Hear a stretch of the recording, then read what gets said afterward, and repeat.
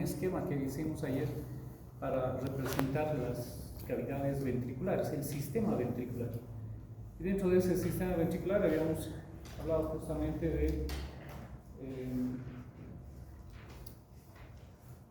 los ventrículos laterales, el ventrículo medio, el tercer ventrículo, por debajo, ¿no? A ese nivel, el cuarto ventrículo, las comunicaciones que tiene. Aquí estamos observando justamente los conductos interventriculares del mundo, estamos viendo el acueducto de Silvio.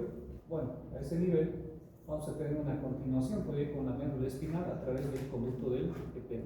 Habíamos indicado que estos conductos, estas cavidades, tienen comunicación con el espacio subaracnoideo a través de los agujeros de Luska y agujeros de Magendie, ¿no? Hasta ahí habíamos hablado. Hemos hablado un poquito de las características, las funciones que tiene el líquido cefalorraquídeo. Y aquí nosotros estamos viendo algunas de ellas, justamente. Estamos viendo la cantidad de líquido promedio, las características, ¿no? Y aquí está inclusive la velocidad de producción, 0.5 ml por minuto. Entonces va produciendo constantemente, habíamos dicho, el líquido cefalorraquídeo. Y este líquido, así como se produce, también tiene que ser reabsorbido, ¿no? Porque si no, aumentaría la cantidad de líquido en cada una de las cavidades, o bien en el espacio subaracnoideo. Un poquito de las características, cómo podemos hacer el estudio a través de una punción lumbar en un paciente en decúbito lateral derecho, en este caso, para lograr una separación en una posición especial que tiene el paciente, en cual tratamos de, en este caso, flexionar lo más posible la columna vertebral para que se separen los espacios entre las apófisis espinosas y de esta manera lograr introducir la aguja y extraer una muestra donde va a haber proteínas, va a haber glucosa, va a haber algunos electrolitos, va a haber leucocitos, decíamos, y dentro de los tipos de leucocitos vamos a encontrar principalmente linfocitos. No tendríamos que encontrar sangre, a excepción de que al hacer la punción, ¿no? Siempre vamos a perforar tejidos, siempre hay capilares, entonces, pero no existe sangre en el líquido cefalorraquídeo, ¿no? Es un líquido transparente, parecido al agua, habíamos indicado, entonces no tendríamos que encontrar. Bueno, aquí estamos introduciendo hasta llegar al conducto donde vamos a ver el espacio subaracnoideo. Tenemos que llegar hasta el espacio subaracnoideo. ¿Dónde se va a producir la reabsorción? Justamente en estas pequeñas formaciones, ¿no? Que están acompañando al seno sagital superior, seno longitudinal superior, son las granulaciones aracnoides. Van a drenar su contenido justamente hasta la vena. Forma parte de la barrera hematoencefálica. Habíamos indicado que está constituida por 4 componentes que de alguna manera van a regular la entrada, salida de líquidos, como también de solutos, no solamente de líquidos, sino también de solutos. Estamos viendo una ampliación justamente de las granulaciones aracnoideas, ¿no? Son formaciones vasculares, están en relación con el seno longitudinal superior. Esta es la luz justamente del seno longitudinal superior. Pintado de celeste, todo lo que está conteniendo el líquido cefalorraquídeo, como ven ustedes, hay por fuera, pero también encontramos por dentro. Hay comunicación entre lo que está por fuera con lo que está por dentro, ¿no? Pintadito de celeste. Nuevamente, la punción lumbar entre L3, L4, generalmente, ¿no? Entre L3 y L4. Escogemos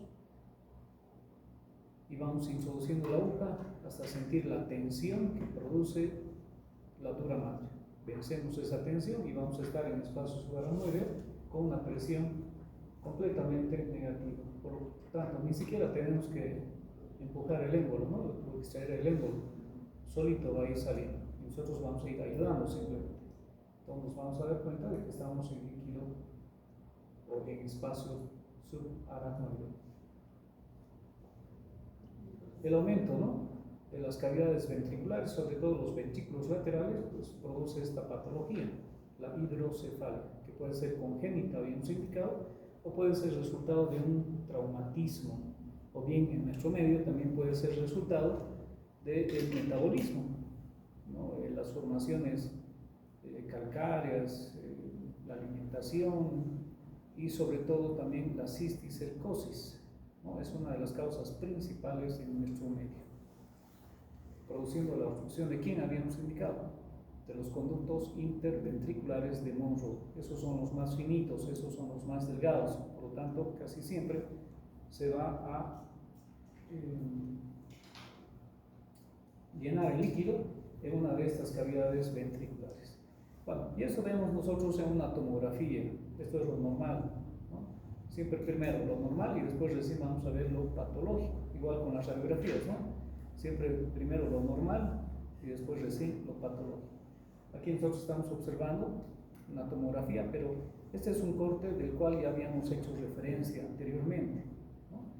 Este cortecito, este esquema lo habíamos hecho para que ustedes sepan que en todo momento nosotros vamos a tener que lecturar esta tomografía. Normal, ventrículos laterales, ¿no? ¿Qué astas, qué prolongaciones? Frontales, aquí nosotros estamos viendo las frontales. Prolongaciones occipitales, ¿de quién? De los ventrículos laterales. No estamos viendo el ventrículo medio. Por aquí vamos a encontrar seguramente los, ¿qué serán estos? Núcleos caudados, ¿no? Esto, cuerpo calloso. ¿Qué parte del núcleo caudado? Antecitos, cabeza, ¿no? Aquí vamos a observar la cabeza. En la parte más posterior vamos a encontrar la cola. ¿Esto qué núcleo es? Lenticular, ¿no? ¿Y esto? Tálamo. Bueno, nuevamente, ¿no? La corteza cerebral.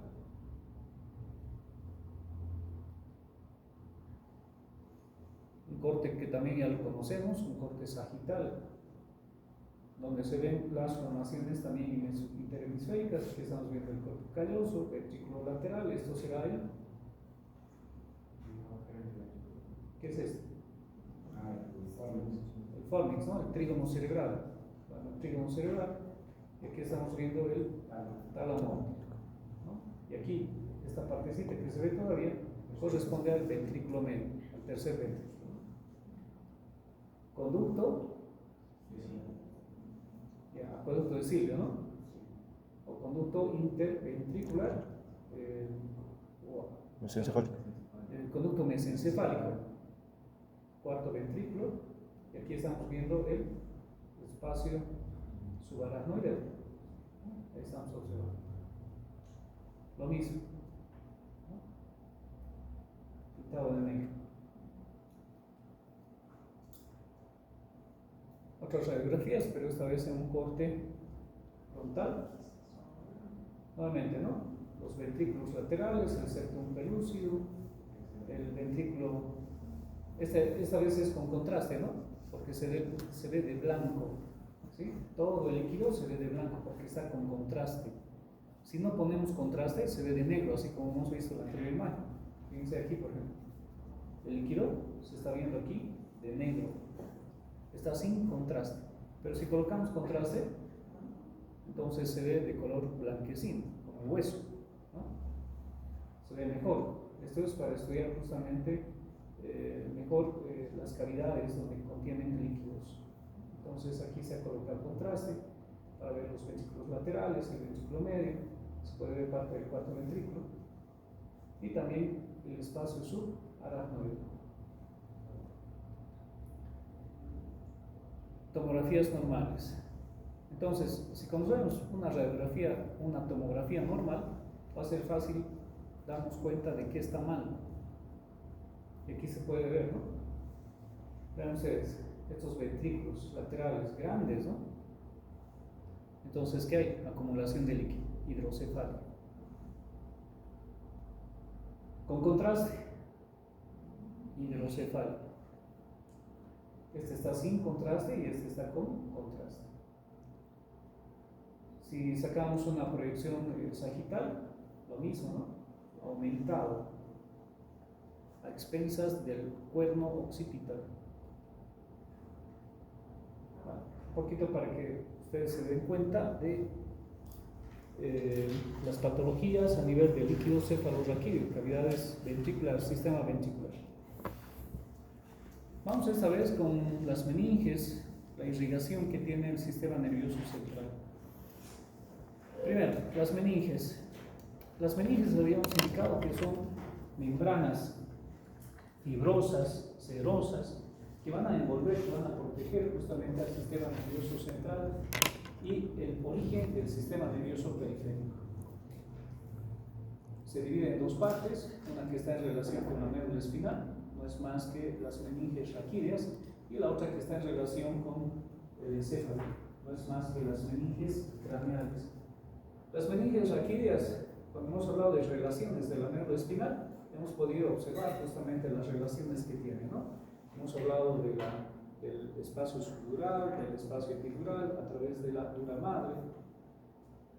Debajo de la dura madre hemos encontrado la aracnoides, hemos encontrado la pía madre, y entre ambos hemos visto la presencia del espacio subaracnoideo con presencia de líquido cefalorraquídeo. Aquí en el encéfalo, las membranas son las mismas. De modo que aquí nosotros vamos a observar justamente la dura madre, ¿no? Todo lo que está por fuera es la dura madre. En relación ya con el encéfalo, vamos a encontrar la aracnoides, y unido íntimamente al tejido nervioso, vamos a encontrar a la pía madre. Lo mismo que en la médula espinal. La diferencia aquí, en las meninges craneales, es de que la dura madre envía prolongaciones a diferentes estructuras del encéfalo. ¿Cuáles son esas prolongaciones? Aquí podemos ver justamente las prolongaciones, ¿no? Vamos a observar justamente la os del cerebro.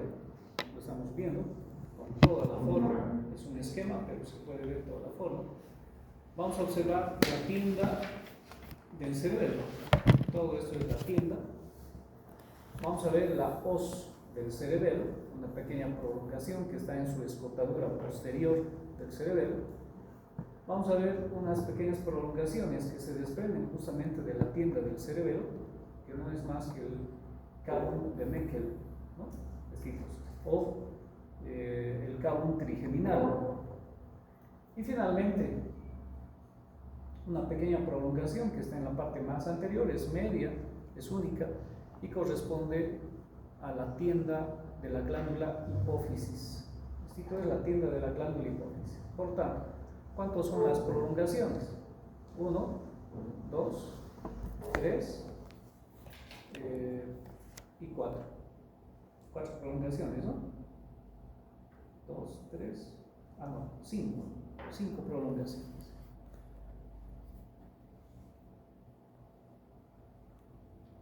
Bueno, la os del cerebro. La os del cerebro tiene la forma de una os, realmente tiene la forma de una media luna, tiene un extremo anterior, tiene un extremo posterior, presenta un borde superior, presenta un borde inferior. Tiene dos caras laterales, una derecha y otra izquierda.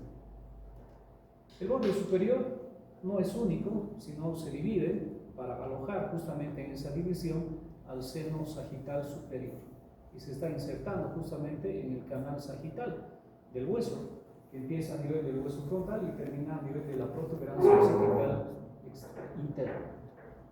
El borde inferior es único, este sí, es único, y está en relación, ¿sí? En relación, no se está insertando en la cara superior del cuerpo calloso, está en relación entonces con la cara superior del cuerpo calloso. Está separado justamente de la cara superior por la presencia de un seno que está circulando justamente a este nivel, y se va a llamar el seno longitudinal inferior. Entonces el seno longitudinal inferior lo separa del cuerpo calloso. El extremo anterior, ¿dónde se va a insertar? Apófisis cristagali, agujero ciego y cresta frontal interna. El extremo posterior, ¿hasta dónde va a llegar? Muy próximo a la protuberancia occipital interna. Os del cerebro, sus caras laterales, ¿con qué estarán en relación? Con las caras internas de los hemisferios cerebrales. Está separando justamente al cerebro. Tienda del cerebelo. Bueno, la tienda del cerebelo es aplanada de arriba hacia abajo, por lo tanto tiene dos caras. Tiene una cara superior y tiene una cara inferior. Tiene dos circunferencias, tiene una grande, esta se llama circunferencia mayor y esta otra la circunferencia menor. Las caras están separadas. A ver, la cara superior, ¿con qué va a estar en relación? Con la cara inferior del cerebro. La cara inferior de la tienda va a estar en relación con la cara superior del cerebelo, ¿no? Entonces es la tienda que se está interponiendo entre el cerebelo y el cerebro. La circunferencia mayor es grande, se desprende justamente desde la hoz del cerebro y se extiende hacia adelante para dirigirse hacia la apófisis clinoides posteriores. Esta otra, la circunferencia menor, se introduce en lo que vendría a ser la circunferencia, o más bien el surco circunferencial del Yggdrasil. Pareciera que se está introduciendo en ese surco circunferencial, separando ligeramente, ¿no? Porque no se introduce completamente, sino parte de esta circunferencia menor se va introduciendo en ese surco, separando lo que vendría a ser la cara superior de la cara inferior del cerebro. Bueno, entonces aquí hay una prolongación. Esta prolongación en realidad se divide en dos partes. Una va hasta la apófisis clinoides anterior y la otra se queda en la apófisis clinoides posterior. La que se dirige hasta la apófisis clinoides anterior va a formar justamente esa otra prolongación, que es justamente la prolongación para la tienda de la glándula hipófisis. Y esta otra, que se ha quedado a este nivel, va a proteger, va a envolver al ganglio del trigémino, es el cabum de Meckel, justamente, o el cabum del trigémino. Pero de la cara inferior también de la tienda del cerebelo se desprende una pequeña formación muy parecida a la hoz del cerebro, y a esta es lo que se llama la hoz del cerebelo. Esta hoz del cerebelo se está introduciendo justamente en la escotadura posterior del cerebelo. Tiene dos bordes entonces, un borde anterior y un borde posterior. El borde anterior es el que se introduce en la escotadura posterior del cerebro, y el borde posterior va a seguir lo que vendría a ser el canal que está por debajo de la protuberancia occipital interna, ¿no? A la protuberancia occipital interna habíamos indicado que llegan una especie de surcos, ¿no? Dándole la apariencia de una cruz, ¿sí? Una viene por encima, no es más que el seno longitudinal superior o el surco para el seno longitudinal superior. La otra que viene por debajo, que está en relación con una serie de venas que las vamos a mencionar enseguida, y las otras laterales que están en relación con los canales transversos, ¿no? Todo eso va a formar una confluencia venosa. Habíamos indicado que no es más que la prensa de Erofrio. Bueno, nada más de las meninges. Bueno, y aquí estamos viendo un esquema de la irrigación del encéfalo. Como ven ustedes, hay arterias gruesas, pero estas arterias gruesas van a terminar en ramitos bastante delgados, finos, capilares. Hay que tomar en cuenta que aquí la presión que se encuentra de la sangre en las arterias es menor que la presión que nosotros encontramos por fuera del cráneo, y eso se debe justamente para regular un poquito la presión que hay dentro del cráneo.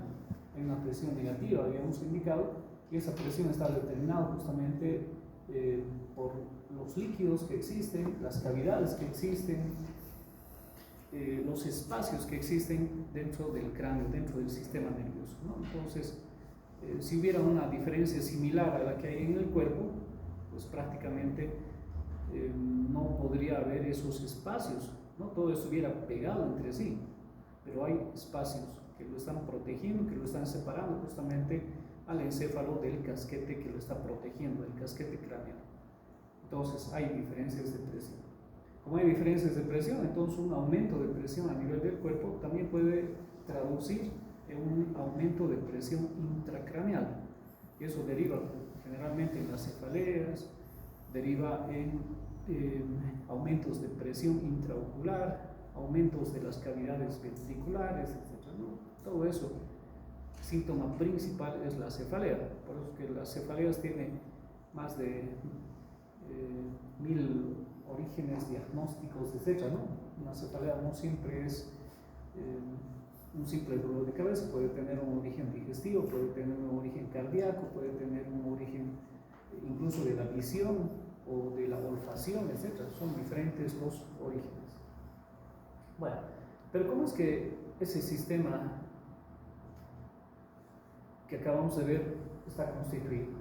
Bueno, hay arterias principales, que son las que van a ir dando origen a esas ramas colaterales, ramas terminales. Y las ramas principales corresponden justamente a las arterias vertebrales y también a la arteria carótida interna.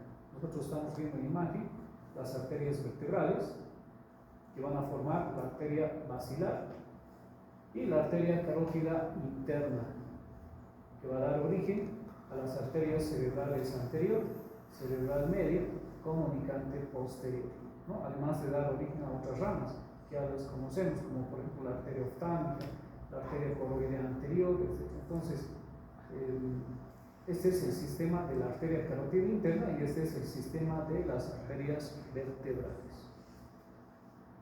¿Qué están formando? Alrededor del tronco encefálico están formando lo que se conoce con el nombre de polígono de Willis, hexágono de Willis, pentágono de Willis, tiene diferente forma, ¿no? No siempre es la forma de un hexágono. Territorios que tienen estas arterias.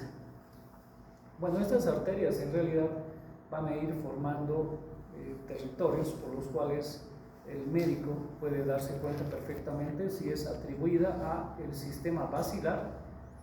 El sistema basilar se ha formado de la unión de las arterias vertebrales o bien del sistema de la carótida interna. En este esquema nosotros podemos ver el sistema de la carótida interna, es este. Este es el territorio de la cerebral anterior, territorio de la cerebral media, por lo tanto estas corresponden a la arteria carótida interna y esta otra corresponde al sistema basilar, de la arteria cerebral posterior. Nuevamente, pero esta vez está con colorcitos, ¿no? Cerebral anterior, cerebral media y cerebral posterior. Esto ocurre en la cara interna del cerebro, pero si nosotros damos la vuelta y observamos la cara externa del cerebro, pues vamos a ver que en realidad el territorio principal está proporcionado por esta arteria, la cerebral media. Nuevamente tenemos la cara interna. A ver, aprovecharemos. Esta es la arteria cerebral media, entonces, cerebral anterior, y esta es la arteria cerebral posterior. La cerebral anterior es una rama terminal de la arteria carótida interna. ¿Cuáles son las ramas en realidad de la carótida interna? Cuando habíamos estudiado la arteria oftálmica, habíamos indicado que esta es una rama colateral también, ¿no?, de la arteria carótida interna. Conjuntamente la comunicante anterior, conjuntamente la arteria coroidea anterior, y las ramas terminales, consideradas por los diferentes libros de neuroanatomía, se consideran justamente una de ellas, la arteria cerebral media. Pareciera que fuera una rama terminal. En algunos libros inclusive dice, ¿no?, en el libro del doctor Arené dice, por ejemplo, las ramas terminales son la arteria cerebral anterior y la cerebral media, dice. En otros libros, si leen ustedes, consideran la rama terminal más bien a la arteria oftálmica y el resto la consideran como ramas colaterales. Entonces hay una apreciación por parte de los autores de forma diferente. Pero como estamos llevando a Arené, entonces nos vamos a quedar justamente con lo que indica él, ¿no? Entonces la cerebral anterior, la cerebral media, ramas terminales, y el resto son consideradas como ramas colaterales, incluyendo la oftálmica, ¿sí? Ramas colaterales. Entonces, esta arteria cerebral anterior principalmente va a irrigar la cara interna del cerebro, ¿sí? Principalmente va a irrigar la cara interna del cerebro, pero también la cara inferior. ¿Y cómo es que llega hasta la cara inferior y cómo es que llega hasta la cara interna? A través de estas diferentes ramas. Una de ellas es justamente esta, la frontobasal media. Va a proporcionar otra arteria, esta vez sí va por la parte más anterior de la cara interna y se llama frontopolar. Va a seguir las cisuras, va a formar la arteria calloso marginal. Nuevamente sigue las cisuras, la arteria pericalloso. Bueno, y ahí termina, ¿no? La arteria cerebral anterior, una arteria destinada mucho más a la cara interna y parte de la cara inferior. La arteria cerebral posterior va hacia la parte de la cara interna del cerebro, pero esta vez a la parte posterior. Y va a seguir también los surcos. Entonces, dentro de esos surcos nosotros vamos a encontrar el surco perpendicular interno, la cisura perpendicular interna. Entonces, vamos a encontrar aquí la arteria parieto-occipital o perpendicular interna, la cisura calcarina. Entonces, aquí vamos a encontrar la arteria calcarina o rama calcarina, y en la cara inferior del cerebro, en la parte más posterior, vamos a encontrar a la rama temporal posterior, ramas de la arteria cerebral posterior. Como ven ustedes, el territorio que tienen estas arterias no es tan amplio, pero estamos hablando de las ramas que se dirigen principalmente a lo que estamos viendo aquí, no a lo que está por dentro. Vale decir, estas arterias que nosotros estamos observando se dirigen a la corteza cerebral, a lo externo. Entonces, todas ellas son ramas corticales. Pero también estas arterias van a estar en relación con algunas estructuras internas, y a eso se llaman ramas nucleares, ramas centrales.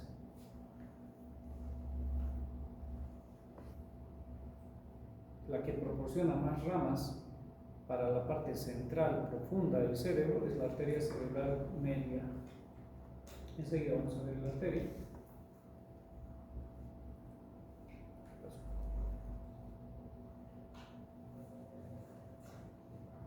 A ver. Nos falta la arteria cerebral media. A ver, ¿qué estamos viendo aquí? La arteria basilar, ¿no? Formada de las arterias vertebrales. Aquí nos falta una arteria, en realidad entre las arterias vertebrales es una ramita que va por el surco medio anterior. Estamos en bulbo raquídeo y va a seguir por el bulbo raquídeo hasta la médula espinal. Es la arteria espinal anterior. Entonces, las arterias se van a originar justamente de las arterias vertebrales. Luego, las dos arterias vertebrales se unen, van a formar el tronco basilar, y aquí estamos viendo algunas ramitas de la arteria basilar que son las arterias pontinas, las ramas pontinas. Estamos observando ya el origen de las arterias cerebrales posteriores, ¿sí? Arterias cerebrales posteriores. Y antecitos de las arterias estamos observando la arteria cerebelosa superior, rama de la basilar. Volvemos a ver. Y aquí está lo que les decía, ¿no? Ahí están las dos ramitas que se desprenden de las arterias vertebrales para formar la arteria espinal anterior. Y esta arteria espinal anterior es la que va a irrigar la médula espinal. No solamente el bulbo raquídeo, sino también la médula espinal. De ahí el nombre, de arteria espinal anterior. Pero las arterias vertebrales se van a originar a nivel cervical, ¿no?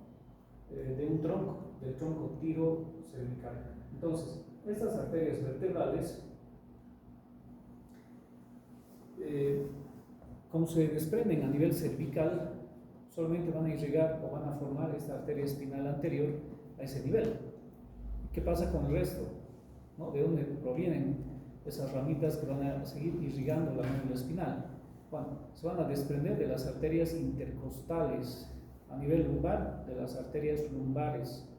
Entonces, resulta que la arteria espinal anterior es bastante larga y está proporcionada entonces por ramas de diferentes arterias, no solamente de las arterias vertebrales, sino también de las arterias intercostales, también proveniente de las arterias lumbares, ya en la parte más inferior.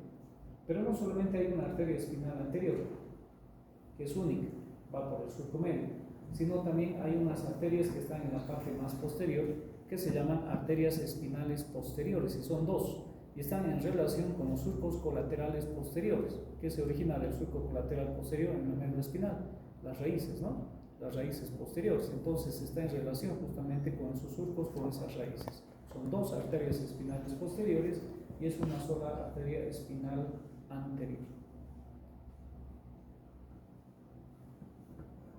Nuevamente, las arterias espinales que van a unirse y van a formar una sola arteria espinal anterior.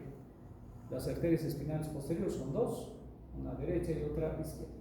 Bueno, ¿qué más se originan de las arterias vertebrales? Las arterias cerebelosas postero-inferiores. Entonces el cerebelo en realidad tiene tres ramas. Una postero-inferior, tiene otra para el cerebelo, esta es la anterior-inferior, y tiene otra superior, ¿no? Entonces el cerebelo tiene tres ramas. Las más inferiores posteriores nacen de las arterias vertebrales. La anterior-inferior nace de la arteria basilar y las arterias cerebelosas superiores nacen también de la basilar, casi en su origen de las arterias cerebrales posteriores o antecitos del origen de las arterias cerebrales posteriores. Bueno, la arteria basilar, entonces, aparte de dar origen a las arterias cerebelosas anterior-inferiores, ¿qué va a dar origen? A las arterias pontinas. Y finalmente va a dar origen, estas son sus ramas terminales ya de la arteria basilar, son las arterias cerebrales posteriores, ¿no? Estas arterias cerebrales posteriores están unidas a la arteria cerebral media por la presencia de la arteria comunicante posterior. La arteria comunicante posterior es rama de la carótida interna, es una rama colateral. Esta otra arteria, esta es la arteria cerebral anterior, entonces esta es una rama terminal y esta otra es una rama terminal también, ¿no? Pero también tenemos la arteria coroidea anterior, rama colateral también de la carótida interna. Bueno, polígono de Willis. Y así es como se ve con el cerebro, ¿no?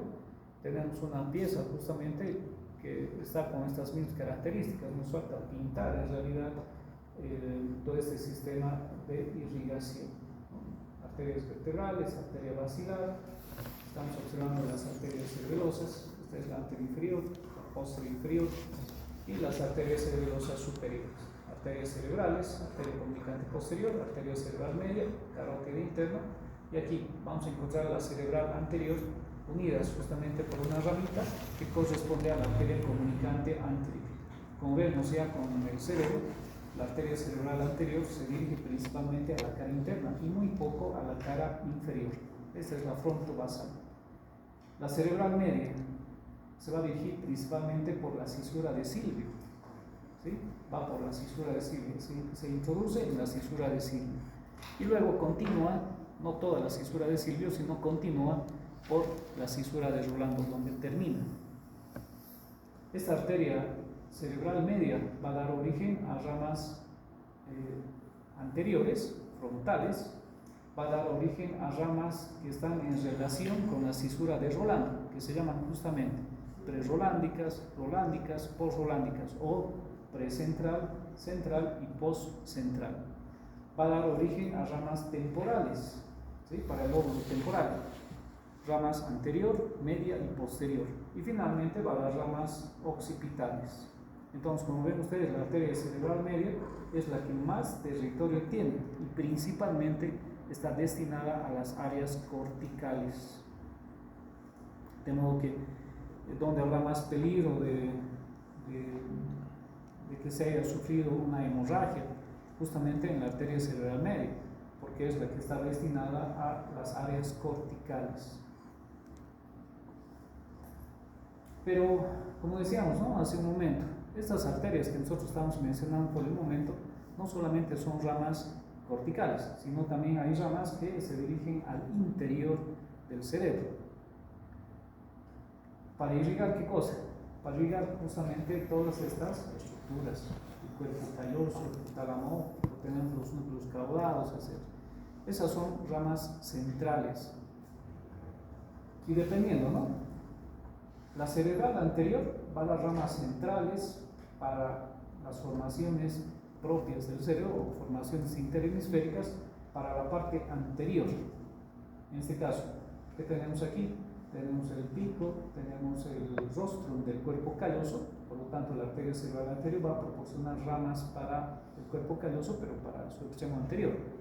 La cerebral posterior va a dar ramas centrales, pero esta vez será para el extremo posterior del cuerpo calloso, hablando del cuerpo calloso. ¿Qué estructura tenemos aquí? El trígono cerebral. Entonces, su extremo anterior, ¿quién va a proporcionar ramas?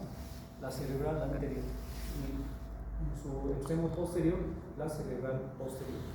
Y las estructuras más profundas están proporcionadas por la arteria cerebral media, vale decir, el tálamo óptico, el núcleo caudado, el núcleo lenticular, son ramas principalmente de la arteria cerebral media.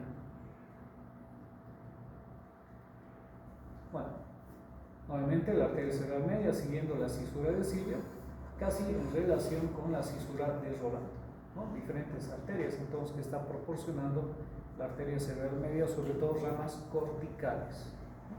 Estamos observando la rama frontopolar, estamos observando la rama prerolándica o precentral, la rama rolándica, la postrolándica,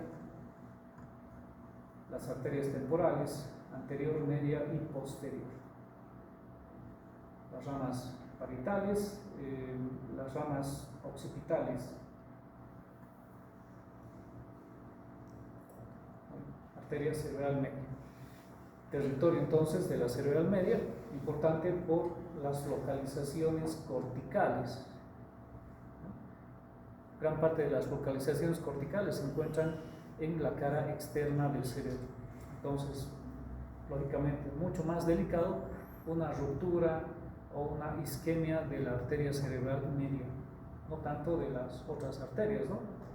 No van a irrigar tanto las localizaciones corticales. Bueno, y aquí tenemos un esquema justamente del sistema de drenaje del cerebro, el sistema de retorno venoso. Vamos a quedar aquí.